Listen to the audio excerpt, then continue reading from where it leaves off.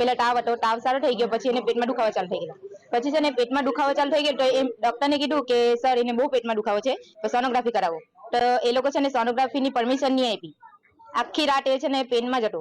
પછી સવાર થઈ તો સવારે બી કીધું કે એકવાર સોનોગ્રાફી કરાવીને ચેક કરી લઈએ, તે બી એ લોકોએ પરમિશન નહીં આપી. પછી બપોર થઈ ને પાછી અમે બહુ રિક્વેસ્ટ કરી, પછી એ લોકો છે ને પરમિશન આપી. પછી એમ કે બધું બંધ હશે. અમે આખું વલસાડમાં બધી જગ્યાએ ફરી વળ્યા, બધું જ પેલું સોનોગ્રાફી ની બધું જ બંધ. પછી એ લોકોને કીધું ને અહીંયા પછી લાવ્યા ને એમ કે બ્લડમાં ઇન્ફેક્શન છે.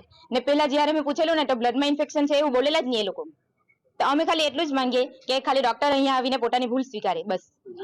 અમે છે ને પેલા અહીંયા આશ્રય હોસ્પિટલમાં લાવેલા, ત્યાંથી પછી એકદમ ઇમરજન્સી કેસ બગડી ગયો એટલે પછી અમે છે ને અહીંયા ડોક્ટર હાઉસમાં લાવ્યા. પેલા તો એને બોટલ ચડાવેલી હતી તો એક નસ એની એક જ મિનિટમાં બ્લોક થઈ ગઈ, એક સાથે 2 બોટલ ચડાવેલી એની તો બ્લોક થઈ ગઈ. તો અમે કીધું કે પેલું બાટલો જાતો નહીં મળે, તો પછી એને સિસ્ટરને કીધું તો પેલા ડોક્ટરને બોલાવવા ગયા. તો છે ને એના પાસેથી જરાક બી ચલાઈ બી નહીં, ઊભી રહેવાની બી શક્તિ નહીં મળે, તો ડોક્ટરને ઉપર બોલાવવા કીધું અમે.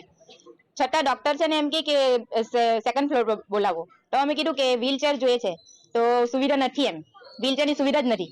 તો એને અમે લિફ્ટમાં લઈ ગયા તો લિફ્ટમાં આખો સુઈ જ પડે, અમારાથી ઉચકાઈ બી નહીં. ને અમે ખાલી 3-4 લેડીઝ હતા, અમારાથી ઉચકાઈ બી નહીં. એવી હાલતમાં અમે નીચે લઈ ગયા. તો નીચે ગયા તો પછી ડોક્ટર ફોનમાં આવતો ને અસિસ્ટન્ટ ડોક્ટર અમને અહીંયા મળે જ નહીં. ત્યાંથી પેલા લાવ્યા ને બગડેલી હાલતમાં તો પછી છે ને એ ખબર નહીં કાં ગાયબ થઈ ગયો.